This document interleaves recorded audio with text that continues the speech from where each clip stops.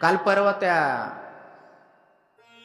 6व्या वेदात एक वाक्य वाचलं गुरुजी. म्हटलं आता हा 6वा वेद कुठून आला? 5वा वेद माहित होता तुकोबराची गाथा नाना. वर्णन येतो धर्मस्तत्व जय. आपण जेवढ्या अधिक प्रमाणात धर्माचं आचरण करू तेवढ्याच अधिक प्रमाणामध्ये जीवनामध्ये सुख शांती समाधान लाभत असतं. आणि धर्माचा ऱ्हास झाल्यानंतर मग सुख शांती समाधान नाही प्राप्त होत. म्हणून तर असं वर्णन येतं, कर्तव्य धर्मसंग्रह.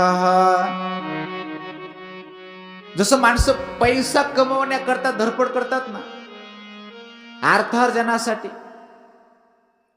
रात्रंदिवस झगडतो बागडतो आपण. मग जसं अर्थार्जनाला जीवनात महत्व आहे तसंच धर्मार्जनाला सुद्धा महत्व दे असं शास्त्र वचन आहे. आणि धर्म करण्याकरता विलंब करण्याची परवानगी नाहीये का?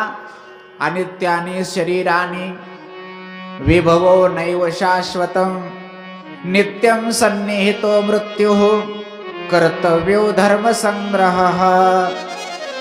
ज्या शरीराने धर्म करायचा त्याचा काही भरवसा नाहीये. अनित्याने शरीराने स्वर्गापवर्गयोर द्वार म्हणून ज्या शरीराचं वर्णन केलं, मानवी शरीराचं वर्णन केलं, त्याचा काही भरोसा थोडीच आहे. शास्त्राने स्टॅम्प मारला, जिजीवेश शतवंश महा, 100 वर्ष जगण्याची इच्छा करा. पण सामान्य 100रातला एखादा 100 वर्ष जगतो, लाखातला 1000, सगळ्यांनाच नाही येते. मग ते शरीर अनित्य असेल तर त्या शरीराने धर्म करण्याकरता विलंब करून चालणार नाही. विभवो नैव शाश्वतम. आज आपल्याकडे जी संपत्ती आहे त्या संपत्तीच्या सामर्थ्यावर धर्म करायचा आहे. ती संपत्ती तरी काही स्थायी थोडीच आहे. आज मी धर्म करू शकतो, दान करू शकतो, तीर्थयात्रा करू शकतो, सप्ताहात अन्नदान करू शकतो, पट्टी देऊ शकतो, गरिबांना मदत करू शकतो. मग हे सामर्थ्य जर आज असेल तर ते उद्या राहील याची शाश्वती नाही.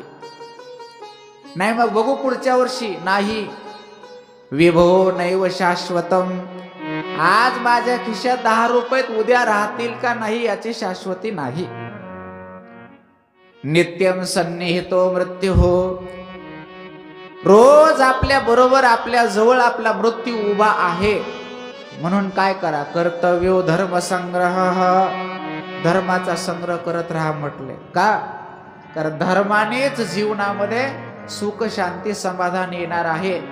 राजाही धार्मिक होता आणि प्रजाही धार्मिक होती. त्याचा परिणाम असा झाला, धर्मराज युधिष्ठिराच्या राज्यामध्ये ऋतुचक्र व्यवस्थित चालत होतं, वेळेवर पाऊस पडत होता, पृथ्वी सगळं अन्नधान्य लीलया देत होते, गायी दूध व्यवस्थित देत होत्या, कुणालाच रोग राई काहीच नव्हतं, कुणाकडं अपमृत्यू येत नव्हता, कुणाच्या वाटेला दारिद्र्य नव्हतं, काहीच नव्हतं. याचं उपादान कारण जर काही असेल तर धर्माचं आचरण.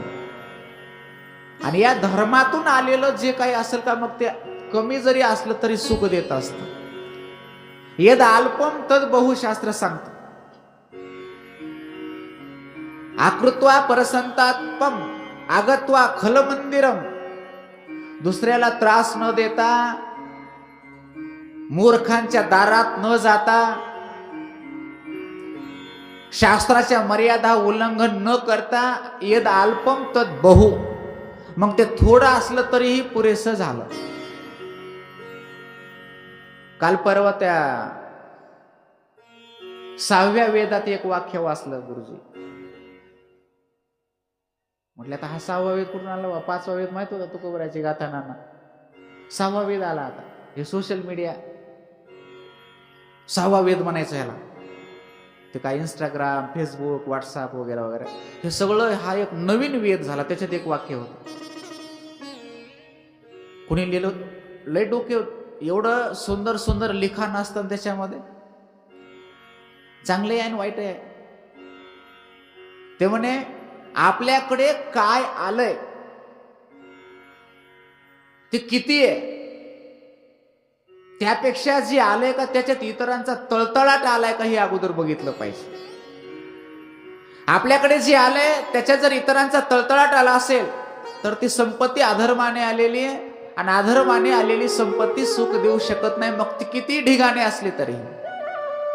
याच्या विपरीत कमीच आहे, अल्प आहे, पण त्या आलेल्या अल्पामध्ये इतराचा तळतळाट नाहीये. अजिबात अधर्माने आलेलं नाहीये, तर बहु ते निश्चित आपल्या सुखाला कारण ठरणार आहे. मुद्दा होता धर्मराज युधिष्ठिराच्या राज्यातली प्रजा धर्माचं पालन करत होती.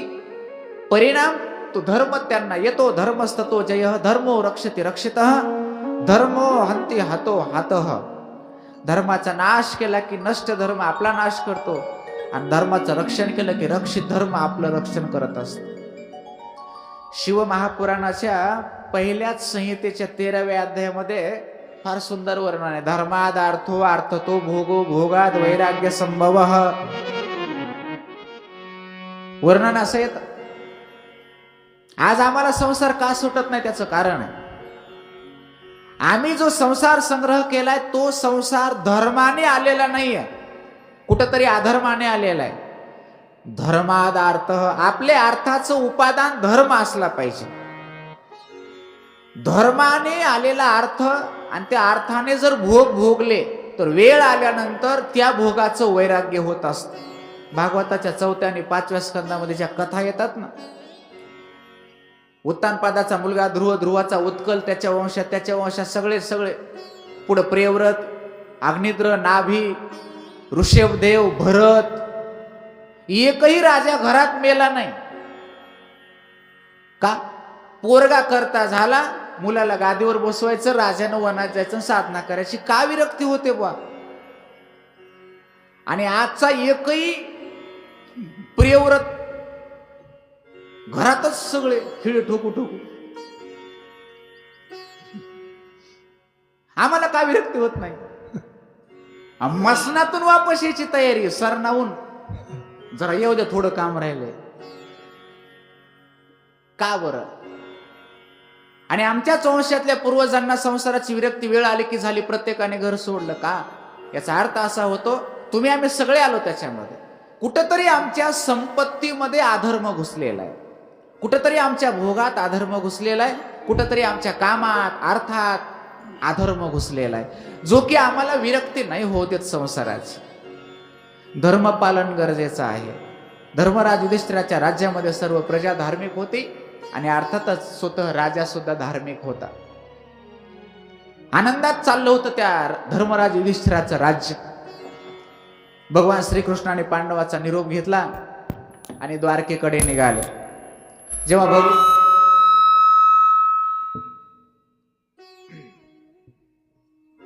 जेव्हा भगवंत द्वारकेला जाणार हे त्या हस्तिनापुरातल्या लोकांना समजलं. सर्वजण भगवंताला निरोप द्यायला आले.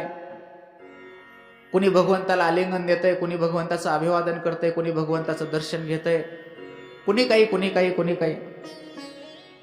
हस्तिनापुरातल्या स्त्रिया भगवंताच्या संदर्भात चिंतन करताना बोलतात. तर फार सुंदर संवाद आहे त्यांचा.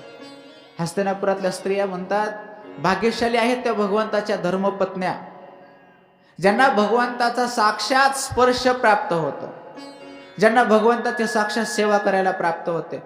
ते साम, प्रद्युम्न, अनिरुद्ध भाग्यशाली आहे ज्यांना भगवंताच्या वंशात जन्म प्राप्त झाला, ज्या भगवंताच्या नुसत्या स्मरणाने जन्ममृत्यूच्या पलीकडे जीवात्मा जातो, त्या भगवंताचं नित्य दर्शन ज्यांना होतं, त्यांचा स्पर्श ज्यांना प्राप्त होतो. खरंच ते द्वारकावासी भाग्यशाली आहेत. भगवंताने निरोप घेतला, द्वारकेच्या दिशेने निघाले. द्वारकेच्या जवळ आल्याच्या नंतर भगवंताने आपला पांचजन्य नावाचा शंख वाजवला. सर्व द्वारकावासियांना समजलं की भगवंत हस्तिनापुरातून द्वारकेकडे आलेले. सर्व प्रजा आनंद व्यक्त करू लागले.